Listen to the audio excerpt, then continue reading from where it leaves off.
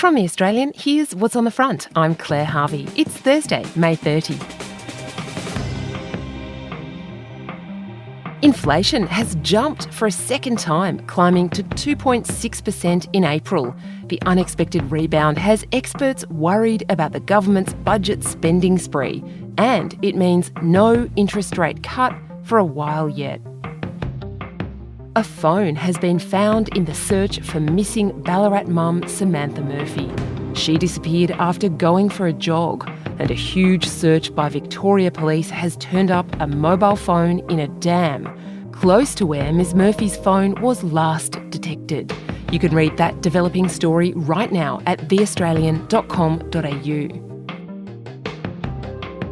The government will ditch a policy that was allowing violent criminals to remain in the country even after their visas were cancelled.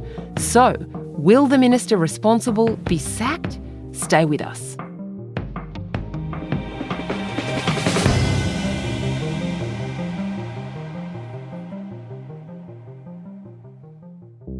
Booted by Border Force, marched to a plane. 30 Kiwi criminals are tonight back in New Zealand, deported after their visas were cancelled. So there's some certain parts of Australia's law which are ridiculous. This is Australia exporting its garbage to New Zealand.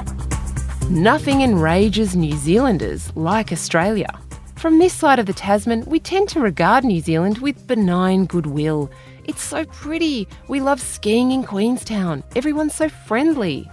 I spent 5 years living in New Zealand and quickly realised that to many Kiwis, that attitude of goodwill comes across as just patronising, arrogant, self-centred, all the qualities they dislike most about Australia.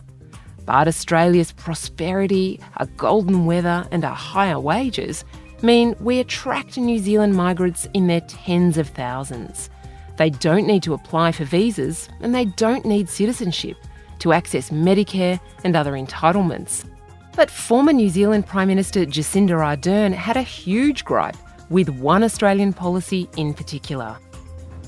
Look, I've been absolutely clear. This is corrosive to our relationship.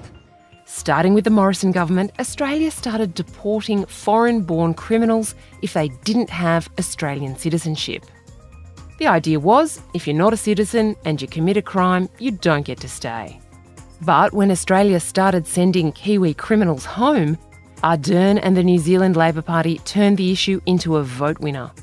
Countless who have no home in New Zealand, they have no network, they have grown up in Australia, that is their home and that is where they should stay. Ardern unsuccessfully lobbied Morrison to change the law.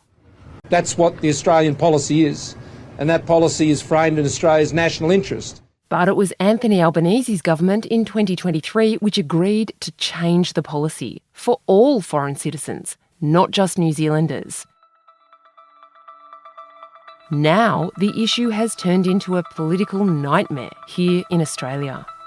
Was responsible and 64 child sex offenders. Imposing those questions. It's unparliamentary and it's dog whistling.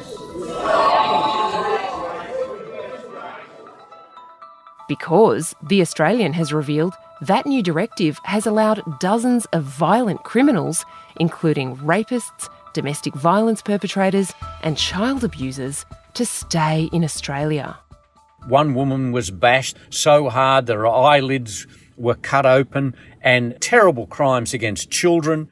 Dennis Shanahan is The Australian's national editor.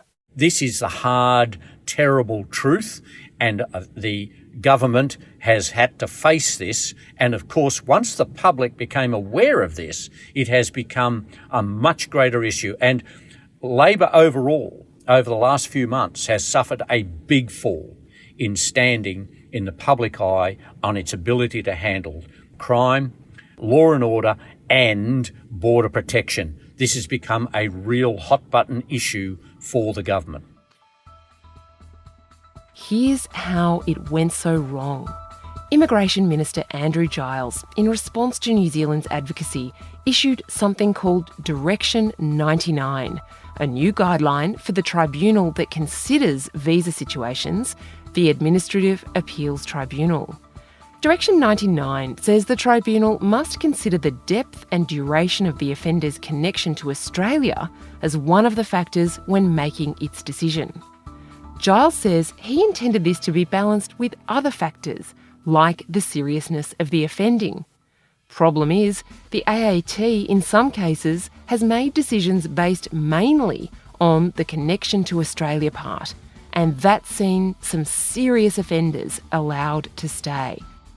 The Australian's journo Paul Garvey has revealed this week the government released this policy on International Women's Day to show it was taking violence against women seriously, because Direction 99 also contained a new rule that if an offender had committed family violence, including stalking, coercive control, sexual assault or financial abuse, that should weigh against their visa application.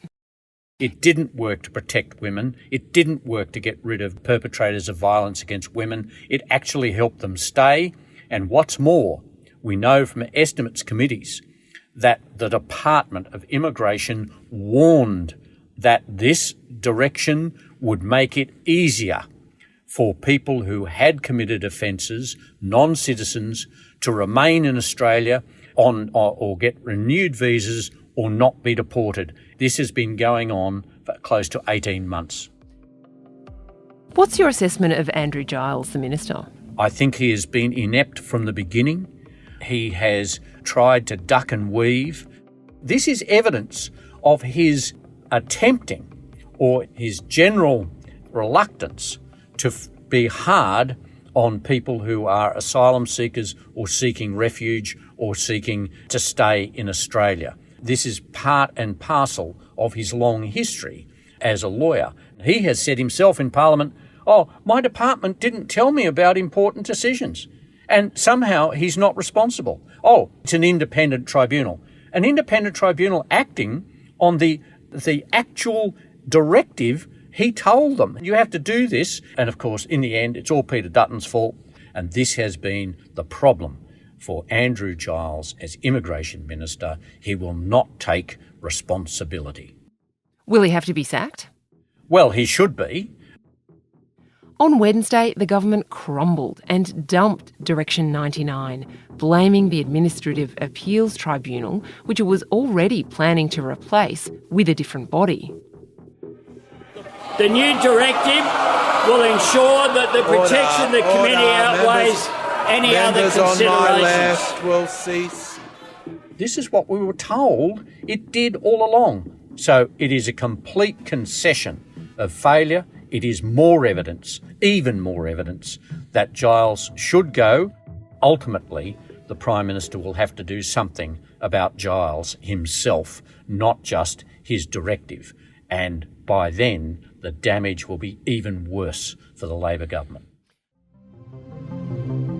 So, whose fault is this? And now what? That's after the break. The Australian subscribers get all our journalism and analysis around the clock for a lot less than a cup of coffee a day.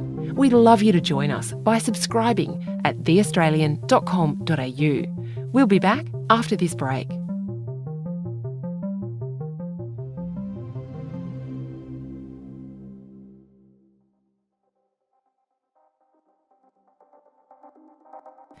Losing a minister is something no Prime Minister wants to do, especially not when you're heading for an election and you've bragged about not having to lose any ministers. On the second anniversary of his election, he continued to make the point, and he put it up as a highlight, that he had never had to sack a minister in his first 2 years. He has set this benchmark. Now, if he has to sack a minister in 2 years and a week after, that's going to look pretty thin. He can shift him, but if he shifts him, he's got to have a reshuffle, and he doesn't particularly want to do that. So Labor is left with the problem of having an inept minister in a position he can't handle, and he will continue to make mistakes. Giles already had a migration problem on his hands. The scores of stateless detainees released by the High Court, which said they couldn't be held in custody indefinitely. Some had been convicted of serious crimes. Since their release, some have allegedly committed more violent offences.